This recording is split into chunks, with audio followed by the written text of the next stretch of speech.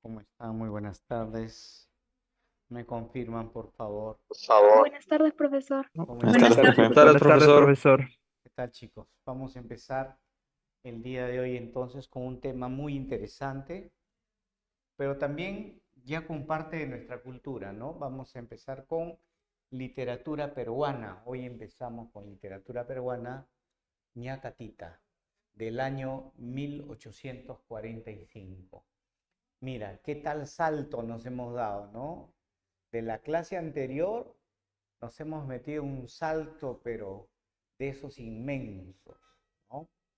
Así que para evitar que ese salto sea tan grande, lo primero que debo decirte es que el costumbrismo representa el primer movimiento de literatura del Perú independiente. Grábate, el primer movimiento literario del Perú independiente.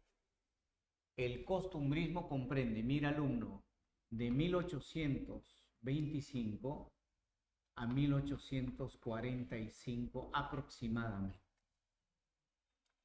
Cuando hablamos del contexto,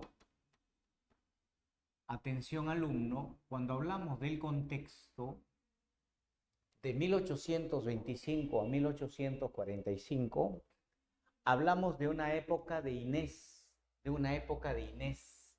No te olvides siempre, cuando hablamos del costumbrismo, hablamos de Inés. Inés. Inés, ¿no? Tú dirás, profe, ¿es el nombre de una chica? No. ¿Sabes qué es Inés en esta época del 1825 al 45? Inestabilidad. Es una época de inestabilidad. No te olvides, inestabilidad. Es decir, en 10 años, mira, ahí hay 20, entre el 45, mira, entre el 45, de entre el 25 al 45 hay 20 años. Yo agarro un rango de 10 años, agarro del 35 al 45, agarro un rango.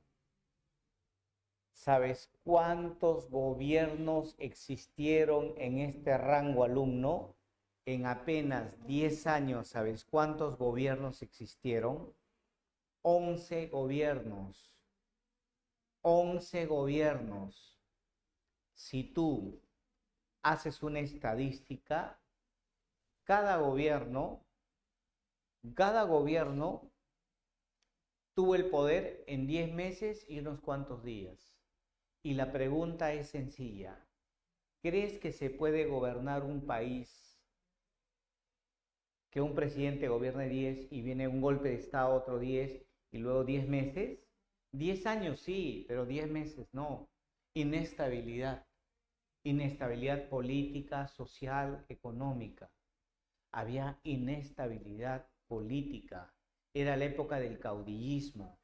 Ah, tú te acordarás, era la época de los caudillos que habían luchado en las batallas de Junín y Ayacucho.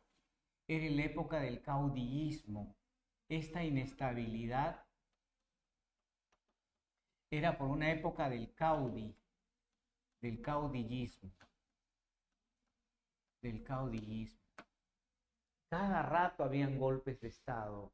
Es decir, el Perú había nacido, pero había nacido mal. A cada rato existían golpes de Estado.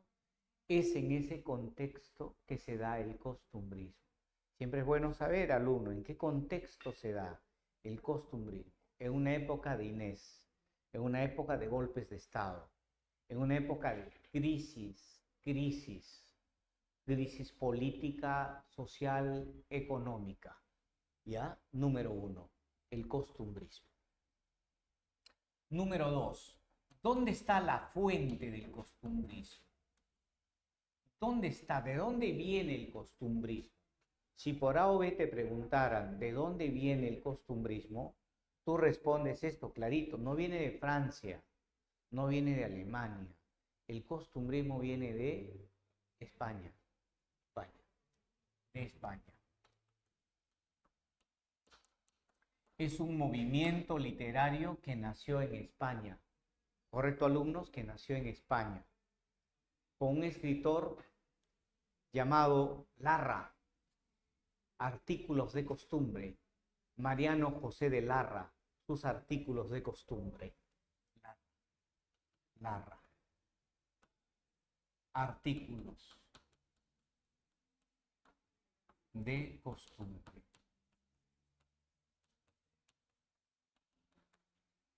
¿Cuál fue entonces el movimiento literario que va a influenciar? El costumbrismo, de Mariano José de Larra. No olvides, Mariano José de Larra. Fuente, España. España. Profe, ¿y por qué se caracteriza? ¿Cuál es la característica de lo más resaltante del costumbrismo? Característica. ¿Sabes cuál, estimado estudiante, es la característica esencial del costumbrismo? Es mostrar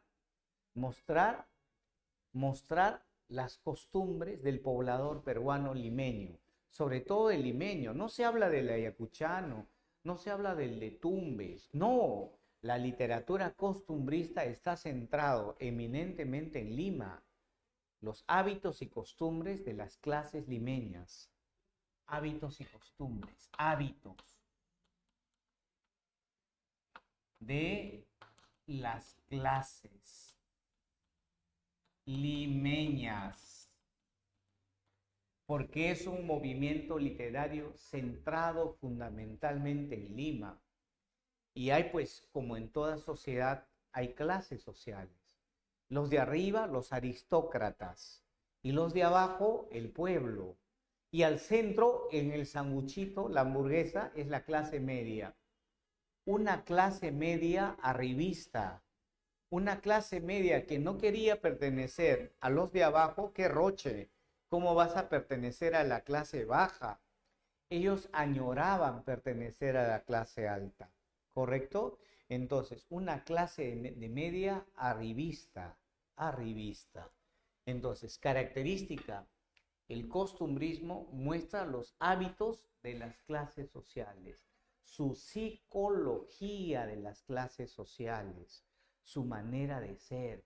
Es decir, en el costumbrismo lo que se va a pintar era caracteres, arquetipos de personas que existían en este tiempo. No olvides, arquetipos. Arquetipos. Arquetipos. Como por ejemplo, ñacatita. Ñacatita, ¿qué simboliza el chisme? ¿Sí o no, alumnos? Si te preguntaran, ¿qué es lo que simboliza ñacatita? Esta obra. ¿Cuál es el... Acá ponemos, ¿cuál es el tema de ñacatita? El tema. El chisme. ¿Sí o no? ñacatita era una beata chismosa, el chisme. Pero no solo se dedicaba al chisme, sino también se dedicaba a unir matrimonios. A Alcahueta. unir, alcahueta, excelente. Y ahí va a venir ahora otro comentario. Es a los arreglos matrimoniales. Los arreglos. Arreglos matrimoniales. Era una alcahueta. Y acá viene la segunda característica, ¿no? ¿Sí o no, alumnos? Su influencia. La influencia. Influencia. Profe, ya que usted acaba de hablar de beata y alcahueta, en España hubo una gran obra que habla, o que hablaba, y que habla todavía porque la obra existe, que habla de la alcahuetería. Trata de una mujer que cobraba por sus servicios. ¿Sí te acuerdas cómo se llamaba, alumno? Esa mujer que cobraba por sus servicios era una astuta mujer. ¿Te acuerdas de la obra medieval? No sé si alguna vez te expliqué, La Celestina, de Fernando de Rojas.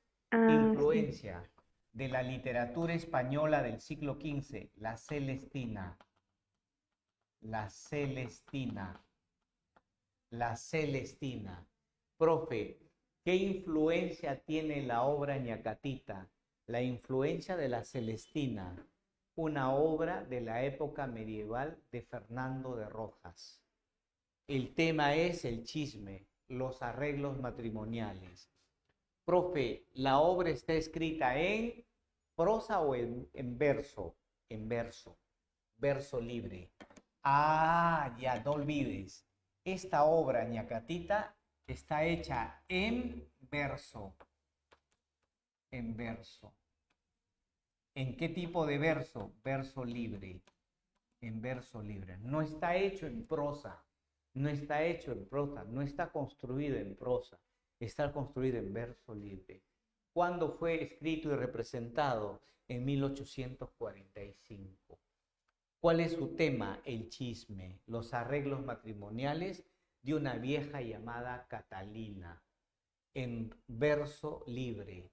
No es verso de 7, verso de 8, verso 9. A veces son de 7, a veces son de 8, a veces son de 6, a veces son de 10. Verso libre, ¿correcto? Influencia de la Celestina de Fernando de Rojas. La Celestina de Fernando de Rojas. ¿Quién es el autor? Ahí lo tienes, mira. Mira el autor, Manuel Asensio Segura. Recuerda, estudiante, que a Manuel Asensio Segura se le llama el padre del Teatro Nacional. Padre del Teatro Nacional. Padre del Teatro Nacional. El padre del Teatro Nacional, no te olvides. Manuel Asensio Segura es el padre del Teatro Nacional. Y este hombre va a ser el autor de la obra Ñacatita. ¿Qué era él, profe? ¿Qué era él? Él había nacido en Huancavelica. Luego se convirtió en soldado, vino a pelear en las batallas de Junín y Ayacucho. Y aunque te parezca raro, alumno, él peleó a favor de los españoles. Raro, ¿no? Raro que en las batallas de Junín y Ayacucho, estimado estudiante, los que luchaban para que el Perú se emancipara de España, ¿sabes quiénes eran? Ecuatorianos, chilenos, argentinos, venezolanos. Y los que luchaban para que el Perú sea libre de la tiranía española, ¿sabes quiénes eran? Los que luchaban por la libertad del Perú eran venezolanos, ecuatorianos, y los que luchaban para que el Perú, de repente me expresé mal, borro lo dicho, los que luchaban porque el Perú fuera libre de España eran ecuatorianos, colombianos, argentinos, los que luchaban por la libertad. Es que los que luchaban para que España siga gobernando, ¿sabes quiénes eran? Ayacuchanos, tumbesinos, limeños, guanuqueños, huancaínos. Qué ironía, qué ironía. Las batallas de Junín y Ayacucho fueron unas batallas cuya mayoría de los soldados que luchó para que el Perú fuera libre eran extranjeros, extranjeros. Inclusive Manuel Asensio Segura luchó del lado español. Luego, cuando ya los españoles se fueron del país, él se retiró del ejército y se convirtió en periodista y comediante. Él era un dramaturgo. Y dentro de la dramaturgia, la comedia costumbrista. La comedia costumbrista. Él destaca en la comedia costumbrista. ¿No es cierto? Es decir, en una comedia que es lo que sabes que buscaba alumno, buscaba un fin moralizante. Tenía algo del neoclásico él, algo de neoclásico, ¿no? ¿Qué es lo que buscaba él, en sus obras, don Manuel Asensio Segura? Criticar para enmendar, mostrarte lo malo de la sociedad para que lo malo no se repita, mostrarte la cochinada interior del país para que se pueda barrer la basurita, Su afán era moralizante. Su afán moralizante. Afán moralizante. Entonces había en el pensamiento de Manuel Asensio Segura una idea que si yo critico a las viejas chismosas es porque no quiero que eso siga sucediendo en el país, porque quiero que estas cosas cambien.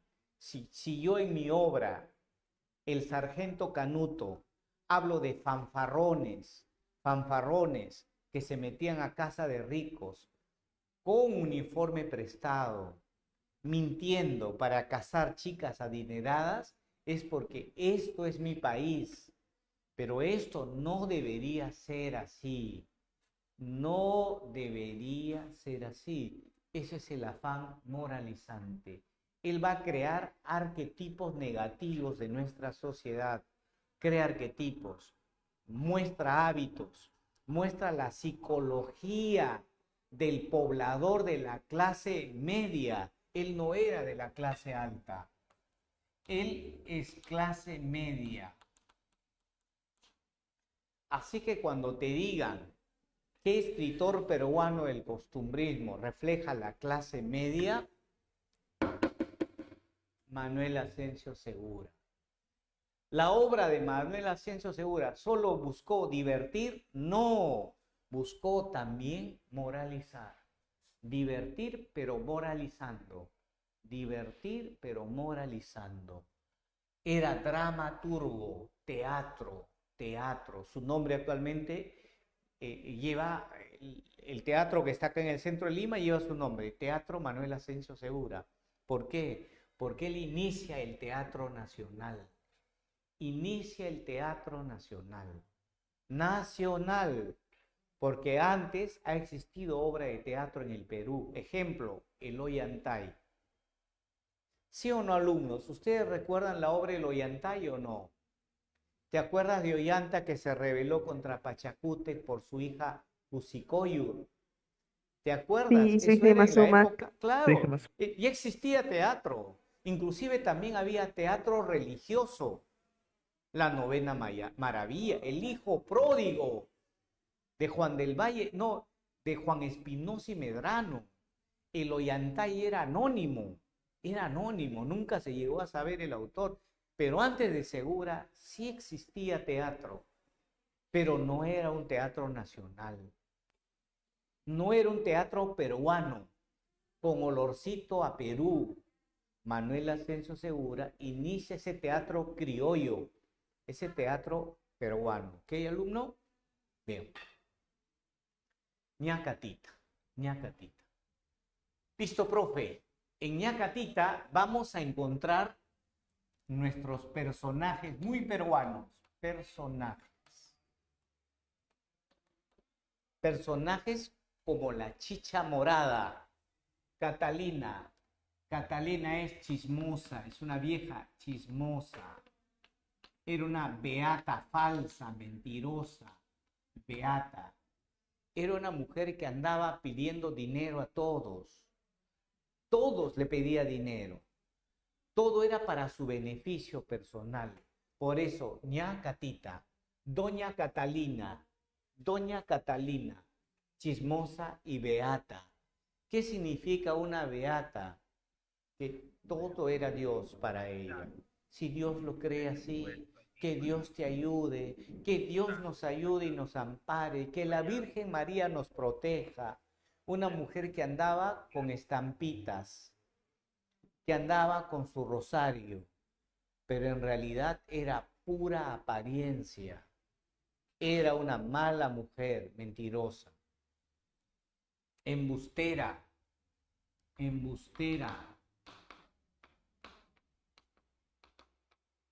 hipócrita.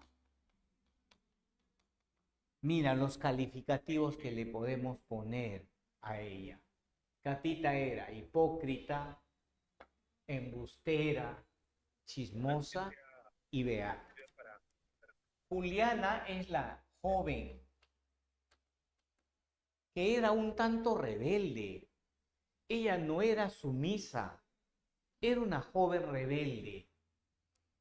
porque no iba a aceptar que su mamá, ella no iba a aceptar que su mamá la case con un hombre viejo. ¿Sí o no, alumno? Ella era media rebelde. Se puso de acuerdo con Mercedes para que le diga a Manuel que si sucede la boda, ella iba a huir. Iba a huir con Manuel. Manuel era el joven huérfano. Cámara, por favor.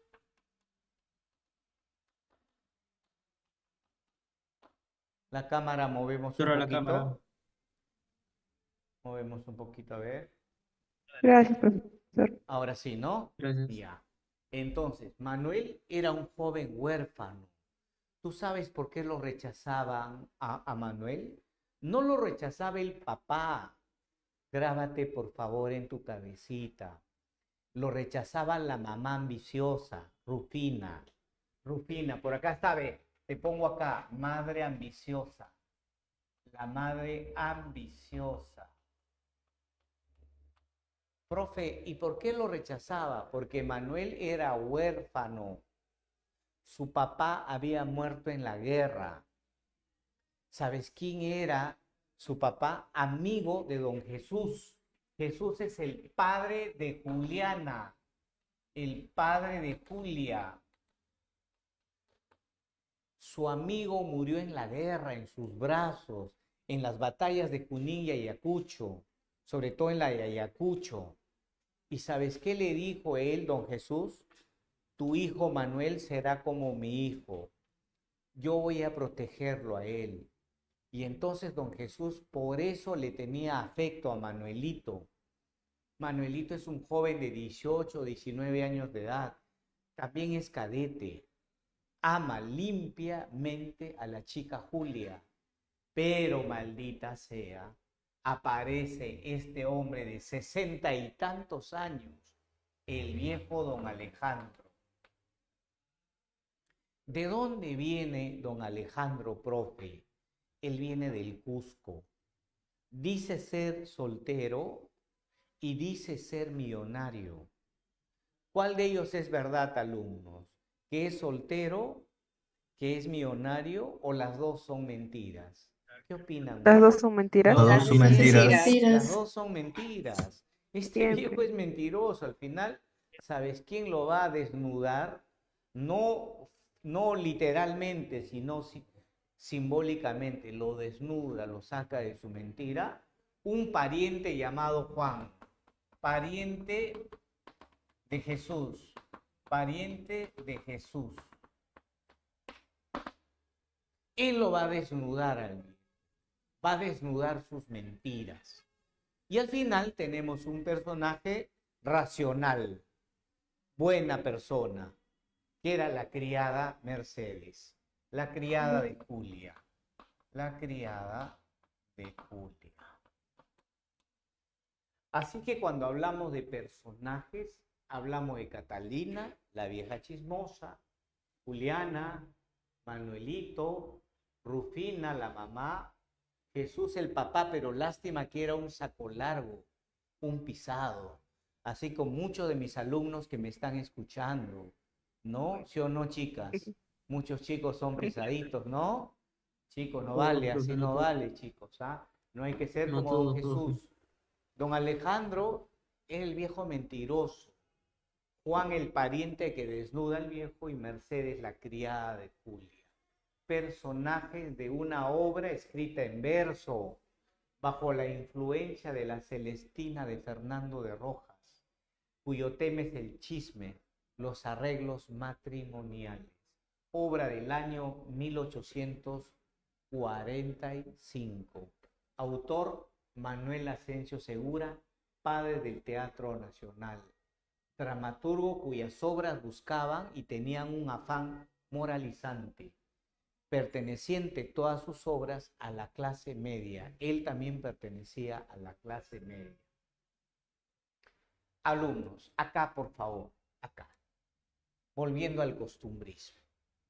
Volviendo al costumbrismo. Contexto es Inés. Su fuente, de dónde viene el costumbrismo, es España. Las características reflejan los hábitos de las clases limeñas. las maneras de ser. Es decir, construye arquetipos. ¿Qué es un arquetipo? Un arquetipo es, ejemplo, Catita, un tipo de personaje. Arquetipo se llama a un tipo de personaje negativo, a una manera de ser de una persona que simboliza a varias. A ver, dime otro arquetipo, el fanfarrón, el que mucho habla, el florero, el florero. Otro arquetipo, el mentiroso. Otro arquetipo, el maletero. ¿A qué se llama maletero? Aquel que te dice, hola amiguita linda, y cuando tú te vas, chao cachuda, te dice por lo bajo, te clava el puñal. Esos son los tipos sociales, los arquetipos de la sociedad. Mal, pero existen todavía. Dime, ¿crees que esto de chismosas, maleteros, fanfarrones, se ha borrado de nuestra sociedad o todavía hay chicas? ¿Qué No, opinan nada, todavía hay. ustedes, Ah, señores? sigue. Uf, uf, bastante. Abunda. Tenemos todavía de exportación, para exportar todavía tenemos, ¿no? Producto Nacional Bruto. Pero el punto 4, mira, uno es el contexto, 2 son las fuentes, 3 viene a ser las características y 4, atención, 4, muy importante acá, ¿no? Las tendencias. Hay tendencias.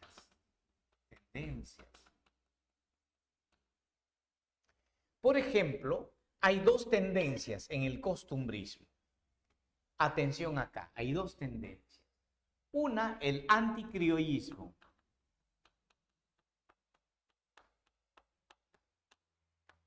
Y 2, el criollismo. Uno es el criollismo y la otra es el anticriollismo. Profesor, ¿qué significa criollista? Alguien que critica, satiriza y se burla de la clase media limeña. ¿Quién es el que satiriza? Disculpen, chicos, no estoy pronunciando bien y ahora sí les explico por qué. Se me ha inflamado una amígdala. Estoy pronunciando un poquito mal. Ustedes saben, cuando se inflama la amígdala, eso no te da ganas duele hasta el oído izquierdo, ¿ya? Así que si estoy hablando como Kiko, les pido 1000 disculpas, ¿ya? Por eso No se preocupe, profesor. estoy tratando de pronunciar despacio, despacio. Este clima, a veces lo que pasa es que tengo un tabique desviado y en las noches duermo a veces con la boca abierta. Y tú sabes que la humedad ingresa y se inflama las amígdalas, ¿ya? Ahora sí, entonces me disculpan si no estoy pronunciando bien. En el criollismo, chicos, en el criollismo destaca el escritor que habló de la clase media. ¿Y quién es? Manuel Asensio Segura. Él representa a la clase media. Es crítico, moralista, pero ahora viene alguien que es súper crítico, recontra crítico de la sociedad, sobre todo de los aristócratas, y se le llama anticriollo. ¿Sabes quién representa el anticriollismo en el Perú? Felipe Pardo. Felipe Pardo. Él representa el anticriollismo. Él tiene una obra llamada Un viaje. Un viaje. Es la historia del niño Goyito. Un viaje es un artículo de costumbre. Artículo de costumbre. Publicado en el periódico de él. Él era millonario. Se educó en Europa. Padre del costumbrismo peruano. Él es el padre del costumbrismo peruano. Segura es padre del teatro nacional. Él es el padre del costumbrismo, Felipe Pardo. Él trae el costumbrismo de España. Él trae el costumbrismo de España y escribe artículos en su propio diario que se llamaba El espejo de mi tierra. El espejo de mi tierra.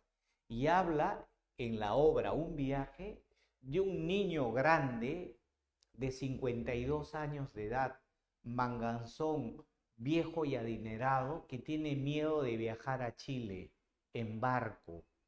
Tiene miedo. ¿Sabes cuánto demora preparar su viaje? 6 meses. ¿Sabes cuántas maletas mete al barco? 40. ¿Sabes por cuánto tiempo se va? Una semana. Una semana.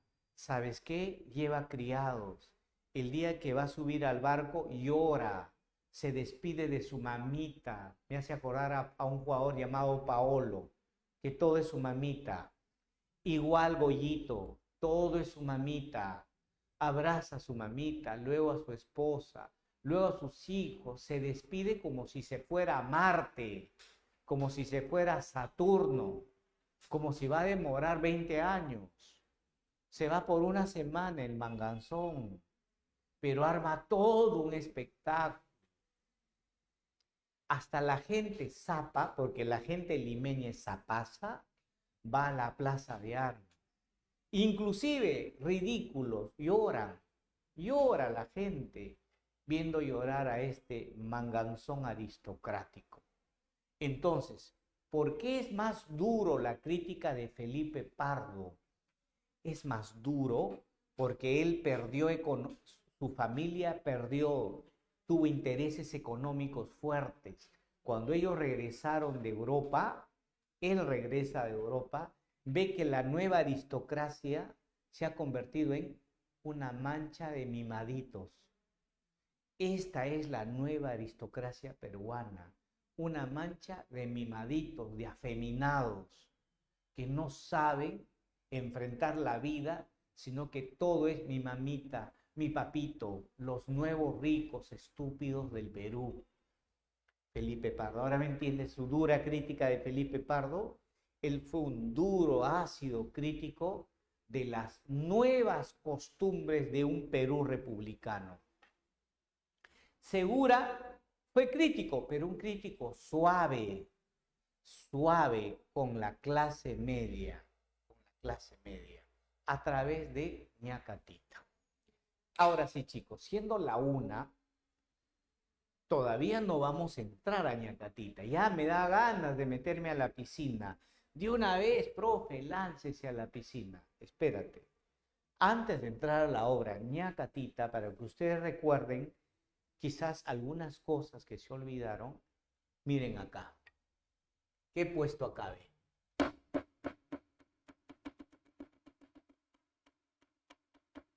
Literatura colonial. Colonial. Literatura colonial. Y mire, he puesto 3 periodos. ¿Ve? Uno hasta acá. Luego esto lo he dividido en 3 y luego acá hay otra quiebre. ¿Por qué, alumnos? Porque acá hay 2 quiebres. Acá hay 2 quiebres.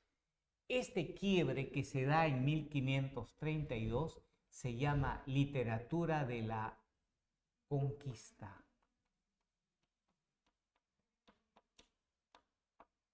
Yo sé que a algunos no les gusta la palabra conquista, a mí tampoco. Debe ser invasión, pero no se le puede, en literatura no se le llama literatura de la invasión, se le llama literatura de la conquista, a partir de 1532. ¿Y sabes qué tipo de literatura surge acá? Esa sí la tienes que saber bien, alumno, ¿ah? Te soplo, la crónica.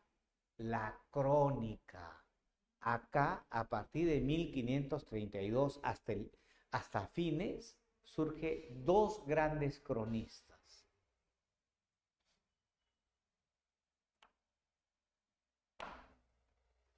El primero es un indio que escribía en 4 idiomas y dibujaba.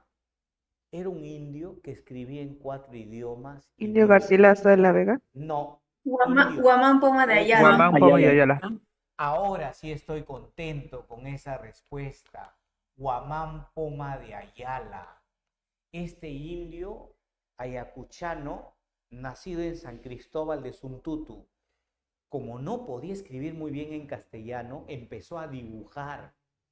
Dibujaba españoles golpeando a los indios, ¿no? Virreyes cobrando, curas robándole al indio. ¿Sabes cómo se llama esa crónica? Muy bonita, la nueva crónica y el buen gobierno. La nueva crónica y el buen gobierno. Y luego está un hombre mestizo, que ya lo han dicho ustedes, el Inca Garcilaso de la Vega. El Inca Garcilaso de la Vega. Su papá era el capitán español Garcilaso y su mamá la princesa descendiente de Huayna Cápac, Isabel Chimpuocllo. Isabel Chimpuocllo. Fruto de esta no fue amor. Creo que el capitán Garcilaso se sintió atraído en tener sexo con una india. Creo que había eso en muchos españoles. ¿Cómo será tener sexo con una india? ¿No es cierto? Eso hizo que él se acercara a Isabel y tuvieron un hijo, Garcilaso, que él no quiso reconocer, sino hasta los 21. Entonces el Inca Garcilaso se educó en buen colegio en el Cusco y escribe, no en el Cusco, en España, los comentarios reales de los incas. No olvides, los comentarios reales se escribe en España y es del Inca Garcilaso de la Vega. 1, Guamán Pomá de Ayala. 2, el Inca Garcilaso de la Vega. Luego, chicos, viene 3 pequeños periodos entre el siglo XVI al XVIII. Este primer periodo se le llama periodo clásico. El periodo clásico. Disculpe, profesor. Disculpe, le ¿Qué, disculpo. qué problema? ¿Qué idiomas hablaba Guamán Poma de Ayala?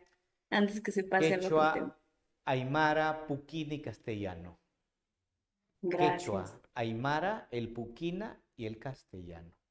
Era traductor de los españoles. ¿Ok? Ya. En la etapa media de la época colonial, la primera se llamaba la etapa clásica, la segunda la etapa barroca. Influencia del siglo de oro. Acá es influencia griega. Atención, influencia griega. Acá es influencia española. Y acá es influencia francesa, neoclásica. Ya, la pregunta es sencilla. Y lo voy a poner con amarillito para que se logre ver mejor. Dime, dama que me estás escuchando, ¿quién es la primera escritora peruana? Periodo clásico. Le escribe un poema de amor a Lope de Vega. Vamos, no me falles.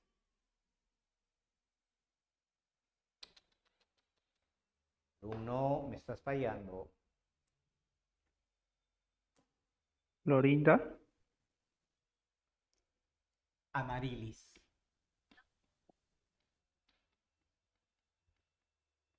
Primera escritora peruana, época colonial. Una dama llamada Amarilis. Su obra se llama Epístola a Abelardo. Epístola a Abelardo. Poema dedicado a Lope de Vega bajo el estilo clásico, bajo el estilo griego.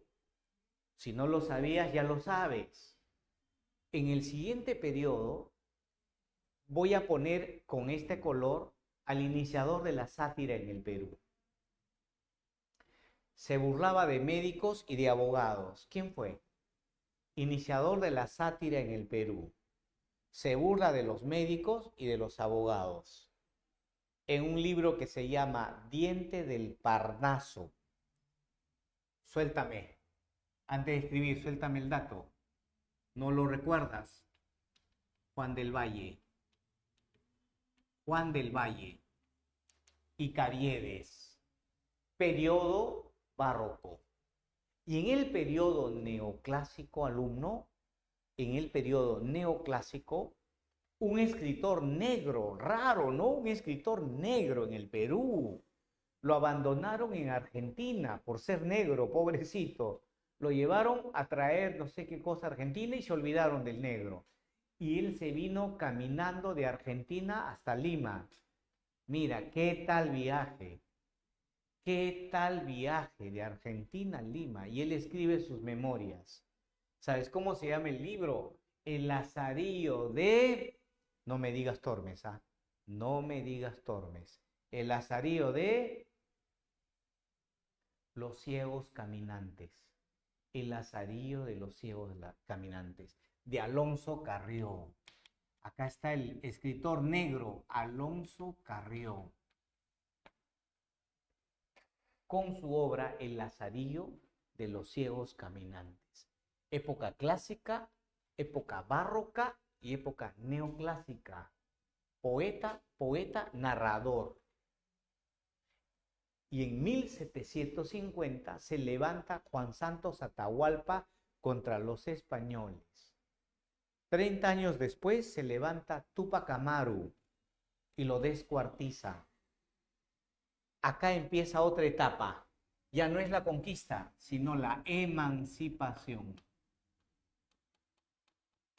Emancipación. La literatura de la emancipación. Ahora sí, chico, dime, poeta arequipeño, murió por la libertad del Perú. Amó a Silvia, su Mariano musa, Melgar. Mariano Melgar. Mariano Melgar. Ahora sí, dos, acá era el escritor, 3, 4, 5 y vamos al sexto escritor, Mariano Melgar. El que escribe sus yarabíes, vuelve que ya no puedo, vivir sin tus cariños, vuelve mi palomita, vuelve a tu dulce nido. Mira que hay cazadores que te han de tender sus redes, nadie te ha de querer como yo te he querido.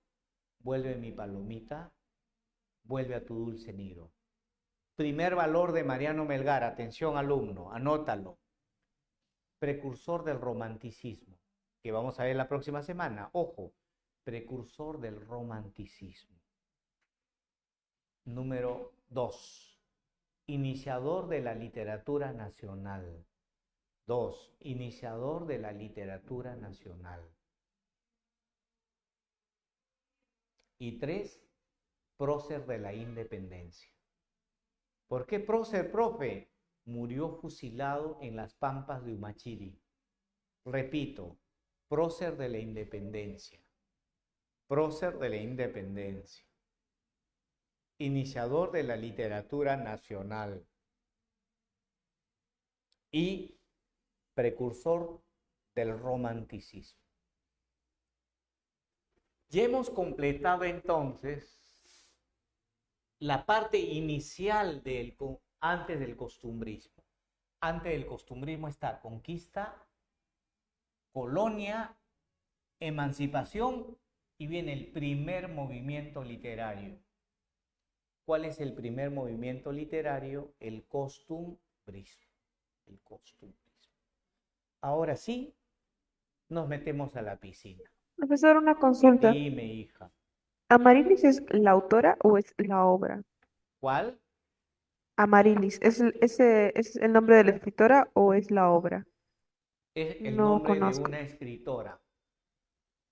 Es Ah, el ya. nombre de una escritora colonial, monja, huanuqueña, que no se sabe bien su nombre. Se le conoce como Amarilis. Al Profesor, parecer su nombre verdadero, por ahí hay hipótesis que dicen que es eh, hay varias hipótesis. Una de ellas es María Rojas Igaray, huanuqueña, pero más se le conoce como Amarilis. Su obra se llama Diente del Parnaso. Si quieres anotarlo, su obra es Ok. Diente del Parnaso. Le dedicó el poema a Lope de Vega. A Lope de Vega. Ahora sí, Gracias, chicos. profesor. Ok. Ahora sí, chicos, nos metemos a esta obra simple. No esperes, no esperes con ilusión una obra espectacular. No lo es. Ñacatita es una obra plana, sencilla, ¿no es cierto? Inclusive hasta ya se intuye el final. No es como Otelo de William Shakespeare, no es como Edipo Rey, no es como la obra Bodas de Sangre de Federico García Lorca. Es una obra plana, sencilla, pero es cuando el Perú recién se estaba iniciando como nación, como república. Así que no hay que pedirle tantas peras al olmo, ¿ya? Uno. Está dividido, por si acaso, ¿en cuántos actos? 4. No en 5, no en 3, 4. La mayoría de las obras de teatro están en 3 o en 5. Si te has dado cuenta, la mayoría de las obras de teatro están en 3 o en 5. Raro, él lo hace en 4. 4 actos. Comedia. Estamos hablando de una comedia. No te olvides, grábate tu nombre. Esto por ahí, comedia. ¿Qué significa? Enredos con final feliz. O llámalo así, historia triste con final feliz. ¿Qué es una comedia? Historia triste con final feliz. Comedia, ñacatita. ¿Correcto? 1. Sabemos quién es Rufina. Rufina es la mamá. Y Jesús es el papá. Se ponen a conversar. La mamá le dice, Jesús, Catita me ha hablado de un pretendiente, un hombre que tiene apenas 60 años, cusqueño, muy adinerado. Nosotros no podemos casar a nuestra hija con ese muchacho de la esquina, un muerto de hambre, un pobre huérfano. Así que he decidido casar a mi hija, comprometerla con este hombre que viene del Cusco. Y el hombre le dice, pero Rufina, tú no me has dicho nada, solo te estoy informando. Pero Rufina, a mí no me parece. Mira, cállate la boca, Jesús, porque acá quien lleva los pantalones soy yo. Porque yo sé lo que quiere mi hija. Así que te guste o no, mi hija se tiene que casar con este pretendiente que viene del Cusco. O sea, imposición. Ella es una mujer impositiva. Además, su marido es un hombre de noble carácter. Es decir, un saco largo. Rufina y su esposo Jesús hablan del futuro matrimonio. Del futuro matrimonio. ¿De quién? De Julia, su hijita. De Julia. La obra se inicia entonces cuando doña Rufina, metiendo presión, imponiendo su carácter, sabe que su marido es débil, es buena gente, es bonachón, y ella tiene que imponer su capricho. Además, su amiga íntima, la chismosa Catalina, le ha dicho que este hombre es no solo adinerado, es muy culto, habla muchos idiomas. Si vieras cómo se viste, qué hermoso hombre, va a ser feliz a tu hija y tú también vas a salir de tu pobreza. Lo ha convencido de esa manera a doña Rufina. Punto número 2. Pero a la chica no le parece bien. Cuando de pronto ella aparece en otra escena donde su mamá le dice, hija, te voy a comprometer con un hombre, es para tu futuro. Mamá, ¿tú cómo me vas a buscar marido? Que yo no tengo ni siquiera derecho a escoger. Mamá, tú no puedes hacer eso conmigo. Hija, lo hago por tu bien, la clásica, ¿no? Lo hago por tu bien. porque yo me he dado cuenta que tú sales con ese mocoso llamado Manuel. ¿Qué te va a dar de comer, Manuel? ¿Qué, sus mocos? ¿Vas a vivir siempre en la miseria como tu mamá? ¿Que tu papá nunca me ha dado nada? Mira, empieza a sacarle. La clásica mujer manipuladora. Como tu papá, que nunca me ha dado nada, que vivimos en medio. Mira, nosotros pudimos tener más, pero tú vas a tener mucho más. Y Catalina interviene, la chismosa. Sí, hijita, en nombre de Dios, es un buen hombre. Yo lo conozco, ha conversado conmigo.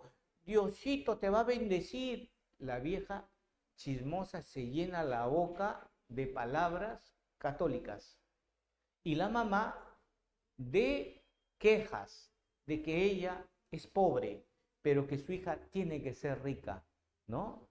Así que, pero Julia le dice, mamá, hagas lo que hagas, yo no voy a aceptar ese matrimonio. Ahí que notamos una actitud rebelde de Julia, que no se presenta en otras obras. Si tú, por ejemplo, comparas Ñacatita con el sí de las niñas, en el sí de las niñas la chica acepta, pero acá la chica se le revela a la madre. Punto número 2, Juliana, su madre y Catita discuten. Discuten sobre el compromiso.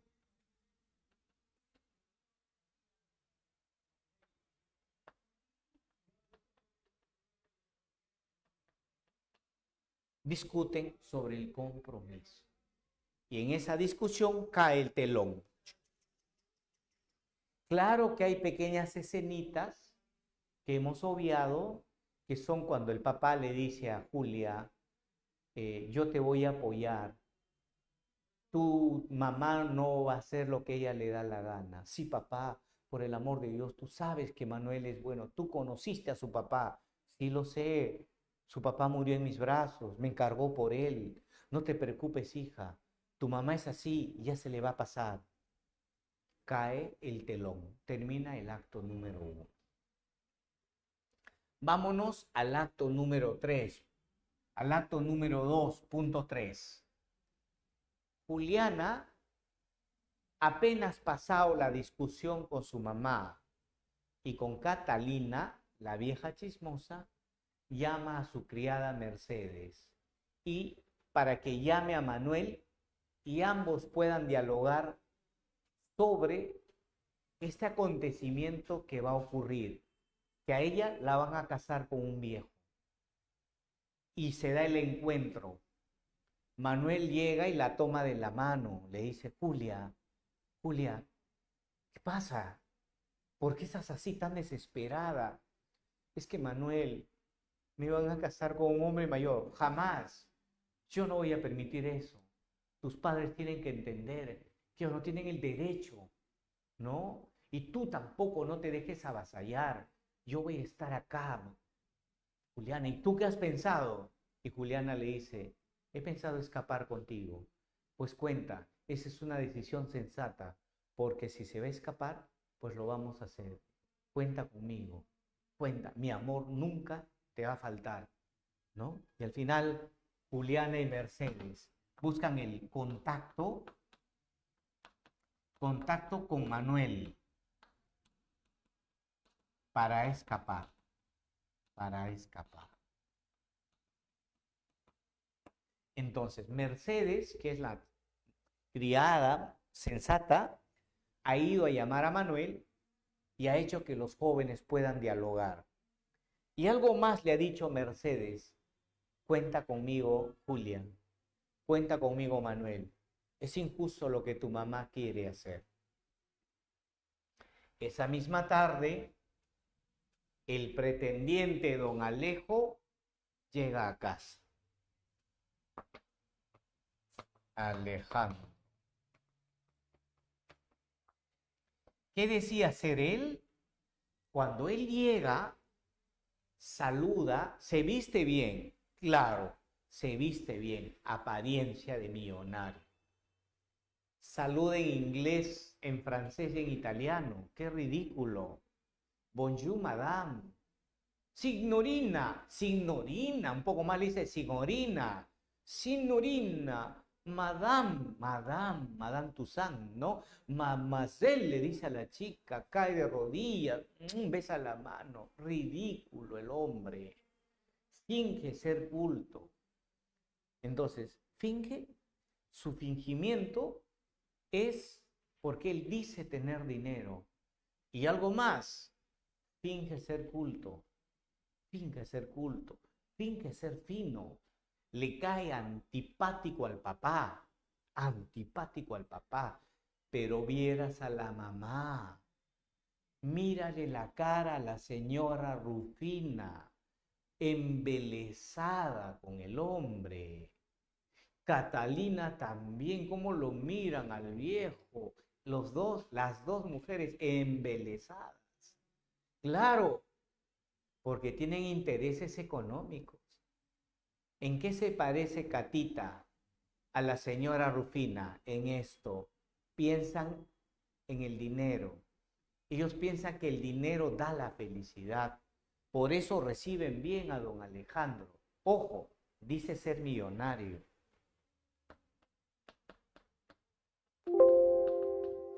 Y dice ser soltero.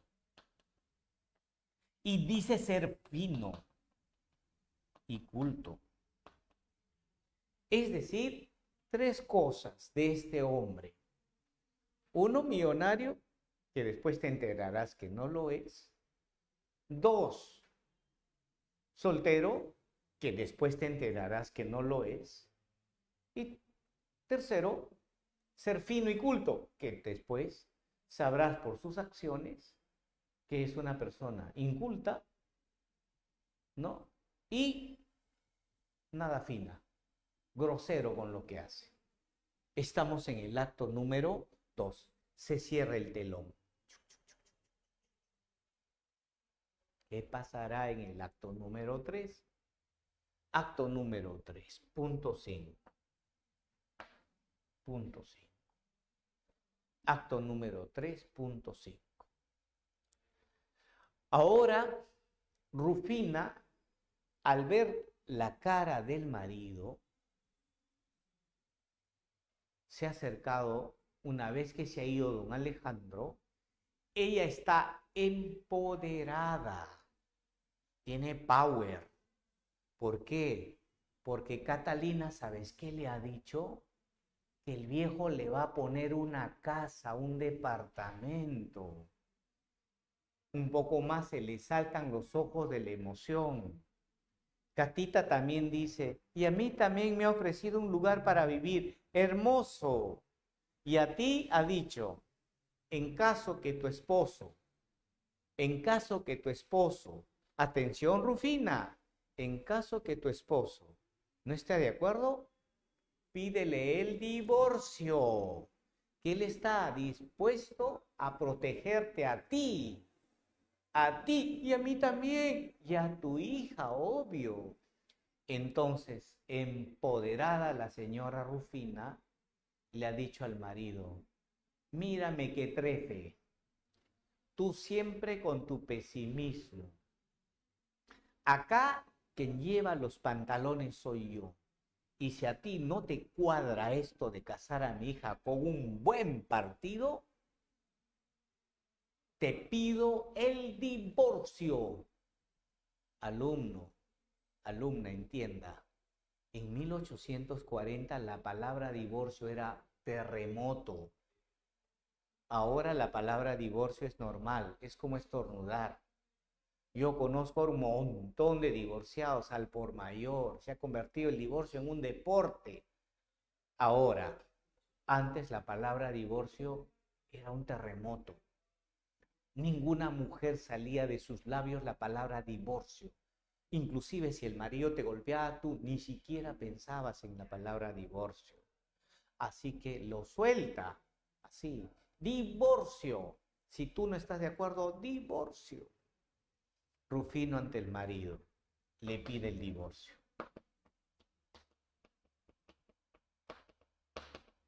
La cámara. Le pide el Gracias. divorcio. Le pide el divorcio. Mira qué tal empoderada está, ¿no? Empoderada. Obvio, Catita también anda por la calle feliz. ¿Y sabes con quién se cruza Catita? Con el joven Manuel, con ese chico bueno, huérfano, un hombre que podía darle mucha felicidad a la niña. Y Catita le dice, hola Manuel, y Manuel le saluda.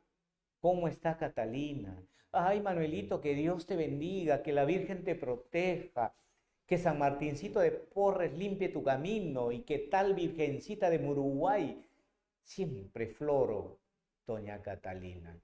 Y le dice, joven, me he enterado. Mira, qué hipócrita. Joven, me he enterado, pues, que doña Rufina pretende casar a tu enamorada.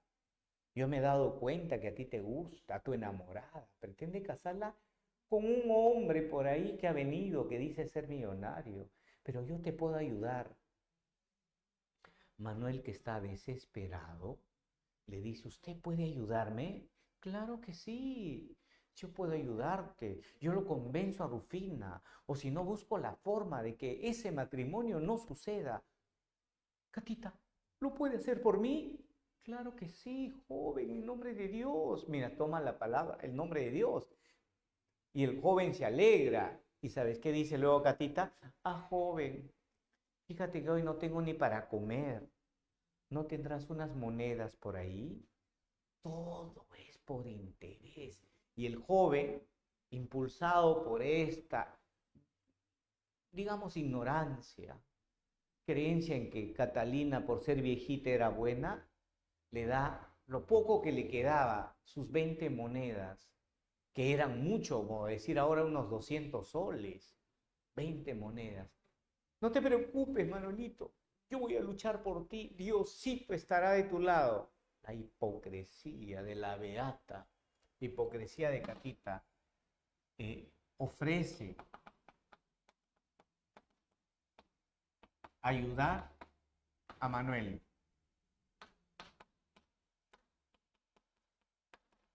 A quien pide dinero. A quien pide dinero.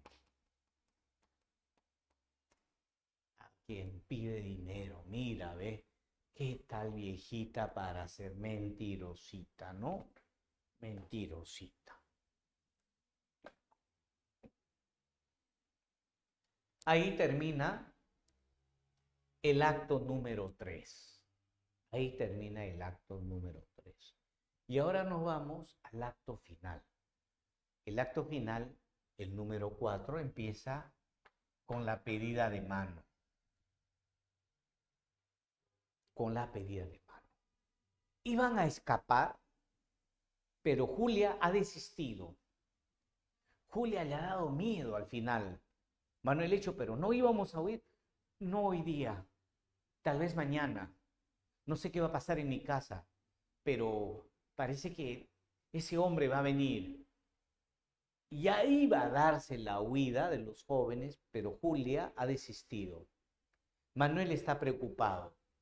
Se inicia la obra cuando se levanta el telón con la pedida de mano. Está Alejo en su casa.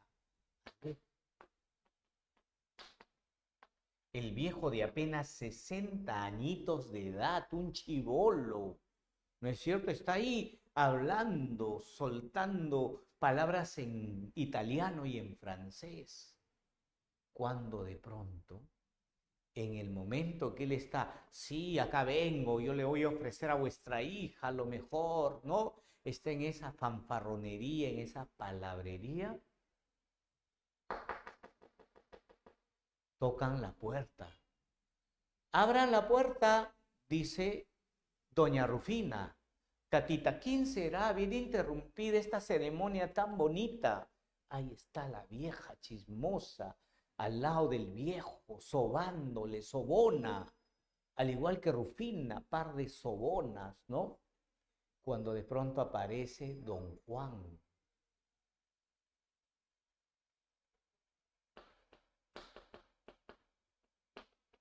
Profe, ¿quién era don Juan? Primo de don Jesús. Primo de Jesús. del saco largo, del papá pisado. Ingresa y dice, mi querido primo Jesús, gusto de saludarte. Tú sabes que he venido del Cusco y he pasado por Ayacucho. Te traigo esta carta que te envían de Ayacucho. Es una carta muy urgente sobre las tierras. Tienes que ir a ver las tierras de tu familia, Ayacucho.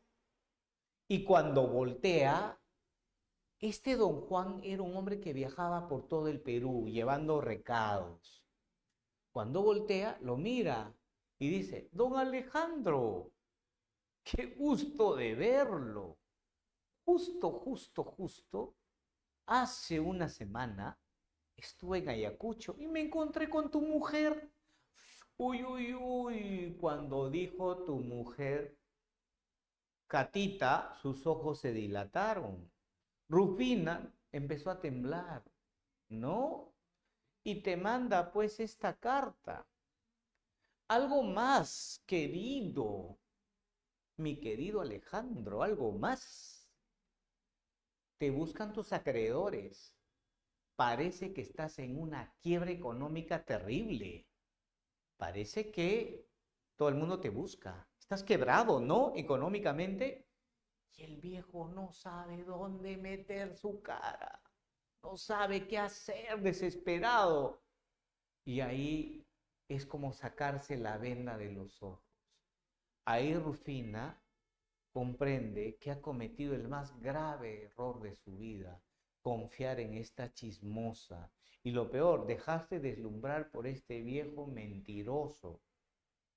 Y en esa incertidumbre, por fin, señoras y señores, por fin, ya era hora, don Jesús se envalentona y dice, lárguese a don Alejo, lárguese, maldito, mentiroso, váyase al Cusco a arreglar sus problemas, ¿no? Segundo, a Catita, vieja chismosa, maldita, por tu culpa ha sucedido todo este enredo y mi mujer me ha pedido hasta el divorcio. Y voltea y lo mira a su esposa. ¿Tú qué tienes que decir? Ya envalentonado. Y la mujer con el rabo entre las piernas. Te pido perdón Jesús. Pido perdón a mi hija. Pido perdón a ustedes. Me equivoqué.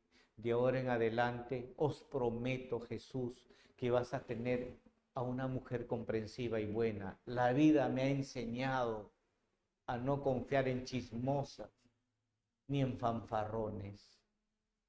Punto número 8.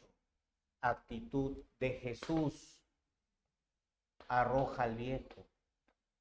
Arroja al viejo y la chismosa. Y perdona a su esposa. Perdona a su esposa. Y punto 9 y final. Abraza a su hija Julia y le dice, Julita, nunca te conté. Un hombre murió en mis brazos y es el papá de Manuel. Mercedes, llama a Manuel. Mercedes sale volando y inmediatamente ingresa por la puerta grande, Manuel, y él lo abraza. Manuel, te concedo la mano de mi hija. Pronto podrán casarse. Y mi esposa también está de acuerdo, ¿o no? Y él dice, sí, Jesús, lo que tú digas será, porque eso es lo más sensato. Pues hijos, familia, pues abracemos. Julia y Manuel son bendecidos. ¿Te das cuenta, estimado estudiante? La obra es plana, sencilla, agradable. Algo agradable, es nuestra historia, es nuestra cultura. Muy bien, chicos, me lavo la manito y vengo para desarrollar las preguntas, ¿ya? Mientras tanto, ahí tienen la pizarrita, la pizarrita.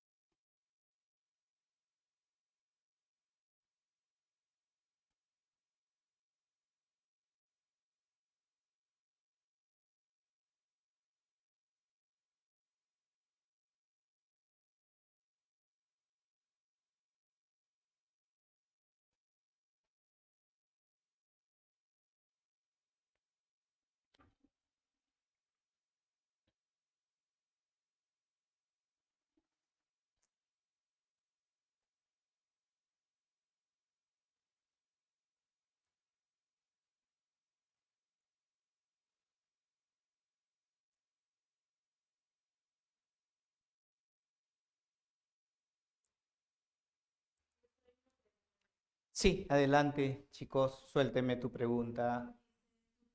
Pregunta, ¿la presencia de Juan se podría decir que es un Deus ex machina? Sí, podría ser si lo comparamos con el mundo griego, sí, porque da el vuelco total a la historia. Bien, chicos, voy a pedir que alguien de ustedes me ayude, como siempre hemos hecho, en la lectura de las preguntas. Tenemos casi a 1 minuto por pregunta. Vamos a ir despacio. Mire, tenemos 15, casi 1 minutito por pregunta. Un voluntario que me puede ayudar las 6 primeras, una chica, y los 6 últimos, un chico. ¿Qué les parece, alumnos? ¿Me ayudan con la Estaría lectura? bien, profesor. Ya. Con usted, señorita, empezamos de la 1 a la 6. ¿Le parece? Vamos por la número 1.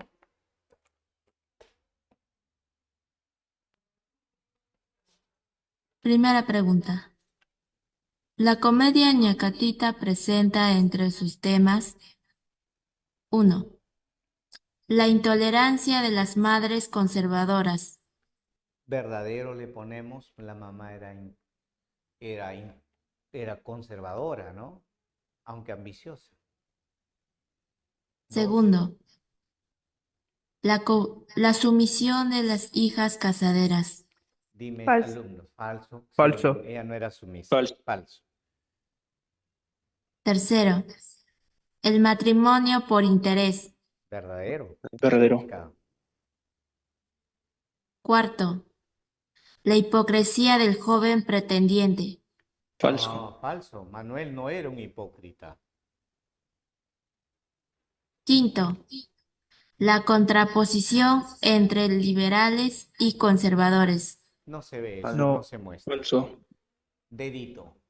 Dedito. Así que, chicos, para la número 1, la respuesta es dedito. Dedito. Vamos a la 2, hija, por favor. 2.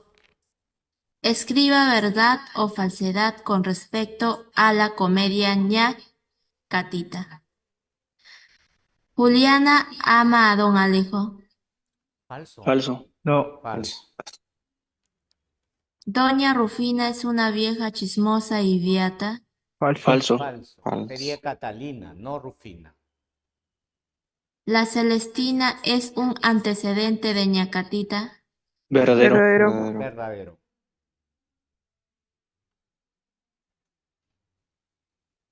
M.A. Segura es padre del Teatro Nacional. Manuel. Verdadero. Verdadero. Verdadero. La respuesta sería entonces ¿no? Enanito. Enanito. ¿Ya? MA es Manuel Asensio Segura. Manuel Asensio Segura. ¿Ya? 3, por favor, hija. Con respecto a la obra ñacatita, señala cuáles son correctos. Primero, la temática no gira en torno a un matrimonio por interés e impuesto. Falso. Sí gira. Falso. Don Juan, Mercedes y Gregorín son personajes. No. Falso. Falso. Falso por Gregorión. Gregorio es de un viaje. Es un drama con 5 actos. Falso. Falso. Hemos Falso. dicho que es 4 actos. 4 actos. En esta obra se mezcla lo trágico con lo cómico. Falso. Falso. No es drama, es comedia. Es comedia. La obra culmina con el matrimonio de Manuel y Juliana. No, es el compromiso, que es diferente al matrimonio. Termina con la bendición de los padres. Los padres, más que todo Jesús, bendice la unión próxima de Manuel y su hija Juliana. La E. La E. Para la número 3, la respuesta es la letra E. Vamos a la 4, hija, por favor. Determine 3 enunciados con respecto a la obra ñacatita de Manuel Asensio Segura.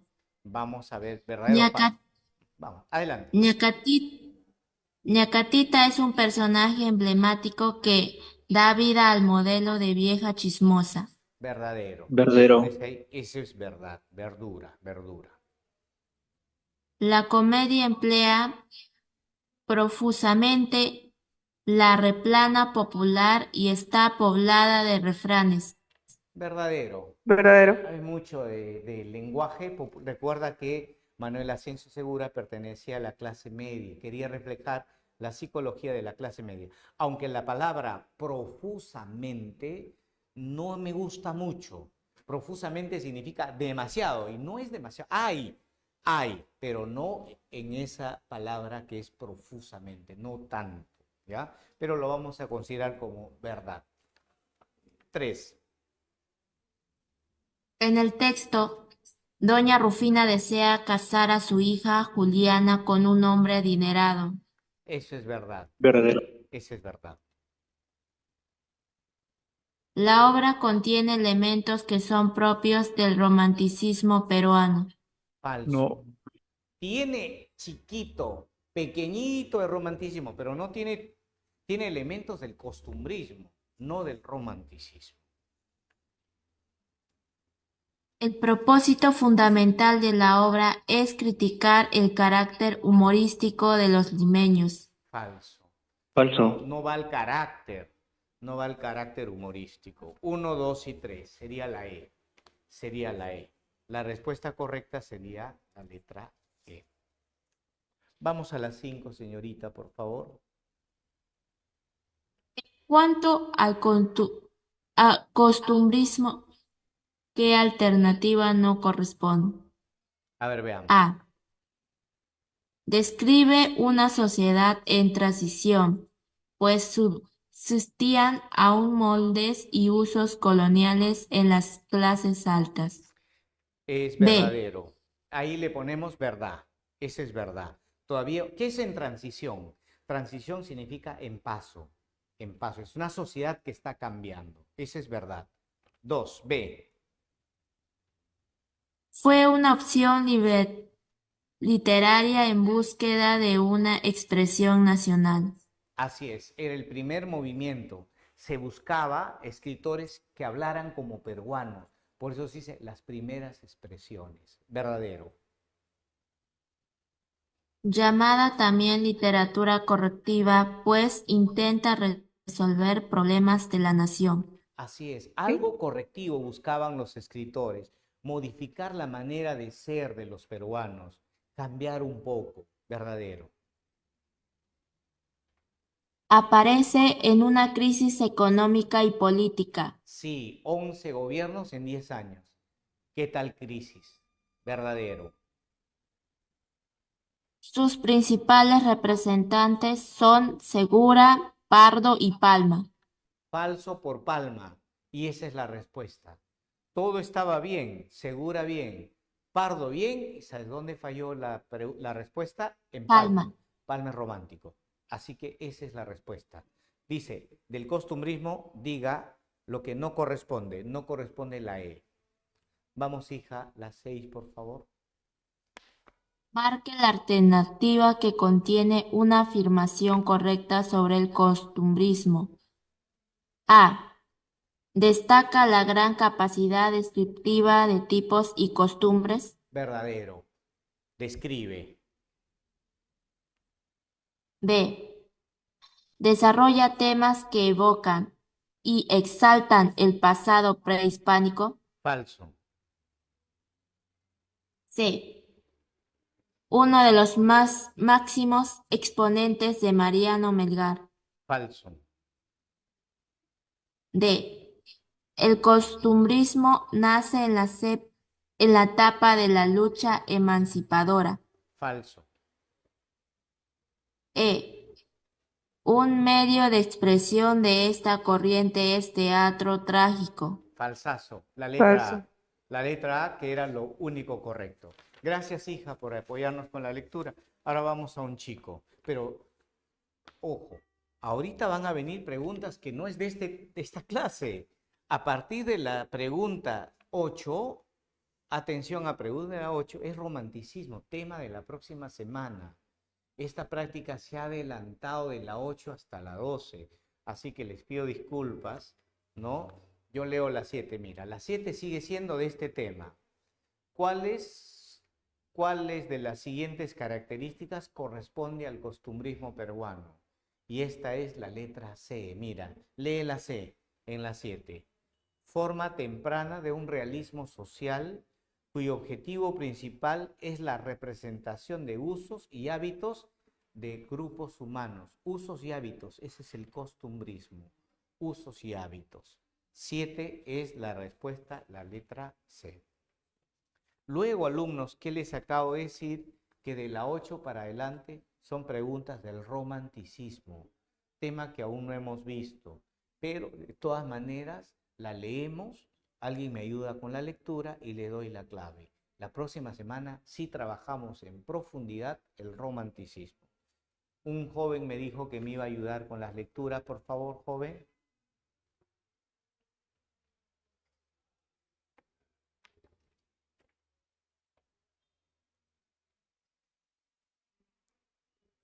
¿No? Una chica, si no. Yo, profesor. Adelante, hija, ayúdame solo con la lectura y yo voy a dar la respuesta. Es el género literario propio e inconfundible que no se amolda ni cabe en los géneros conocidos. Producto genuino, limeño y criollo. De la historia recoge sus argumentos y el ambiente, pero le falta exactitud y cuidado documental. No se concibe la historia sin algo de poesía, sin algo de ficción, sino animada, retocada a través del diálogo chispeante. El texto se refiere a La letra B, las tradiciones peruanas ¿de quién? De Ricardo Palma. 8, la letra B. 9, hija, por favor. con respecto a la verdad o falsedad de de los siguientes enunciados sobre las tradiciones peruanas, marque la alternativa que contiene la secuencia lógica. Las narraciones, las narraciones se mueven entre lo histórico y ficcional, Verdadero le pones ofrecen, ahí. ok, verdadero, ofrecen un acercamiento objetivo del pasado colonial. Falso le pones. La digresión histórica otorga verosimilitud a la tradición. Verdadero. Se sostiene en el drama romántico y el cuadro costumbrista. Falso. Se divide en tres grandes partes: presentación, nudo y moraleja. Falso, ¿no? Entonces acá la respuesta es la C. Tema que vamos a tratar. No, por favor, no te incomodes. Tratamos la próxima semana, ¿ya? No se incomoden. La próxima semana es romanticismo. Hacemos bien bonito. Les voy a contar algunas historias, inclusive en salsa verde les voy a contar también. 10, hija, por favor. Ya. Con respecto a la verdad o falsedad de las palabras subrayadas sobre las tradiciones peruanas, marque la alternativa que contiene la afirmación correcta. La tradición cambia rasgos de la leyenda romántica y del cuento popular. La primera arraiga a la tradición en la realidad concreta, mientras que el segundo le otorga perspectiva histórica. La tradición es una primera manifestación del cuento peruano e hispanoamericano. La respuesta es la letra D. Subrayen la letra D, por favor. La D en la 10. La D. La 11, hija, por favor. Érase que se era y el mal que se vaya y el bien que nos venga, que allá por los primeros años del pasado siglo existía, en pleno portal de escribanos de las tres veces coronada ciudad de los reyes del Perú, un cartulario de artiparras cabalgadas sobre nariz ciceroniana, pluma de ganso u otra ave de rapiña, tintero de cuerno, greguescos de paño azul a media pierna, jabón de tiritaña y capa española de color parecido a Dios en lo incomprensible y que le había llegado por legítima herencia pasando de padres a hijos durante 3 generaciones. Luego de leer el inicio de la tradición Don Dimas de las tijeretas de Ricardo Palma, complete la siguiente idea. La inclinación de Ricardo Palma por recoger el habla popular responde al deseo de C. Marca la C. Defender las modalidades del léxico y el habla de los hispanoamericanos. Palma defendió mucho las nuevas palabras que él llamaba los neologismos o americanismos. Y la 12, por favor, señorita, muchas gracias por la lectura de la la mayoría 12. de... ok, la mayoría de las tradiciones descritas por Ricardo Palma se ambientan en la época de lo cual Virre- es un indicativo de su virreinato, de su carácter hispanófilo. Hispanófilo. Chicos, algo quiero comunicarles. Miren, he hecho un cuadrito que les puede servir. Yo lo encontré y lo he completado. ¿Ve? En este cuadrito que se lo voy ahorita a la doctora para que le tome una fotito, está qué es el costumbrismo, clarito, con sus representantes, o sea, para ampliarle un poquito más al alumno la clase del día de hoy. ¿Ya? Así que va esto, chicos, también para ustedes, para que puedan saber clarito qué es el costumbrismo. Si es que por A o B te olvidas. Señorita, le tomo una fotito. Si hay alguna duda, me dicen alumnos, si no, les agradezco mucho su atención. Muchas gracias, chicos. Muchísimas gracias, profesor. Muchas gracias, profesor. Gracias, Cuídese. profesor. Gracias, Excelente profesor. clase. Gracias, profesor.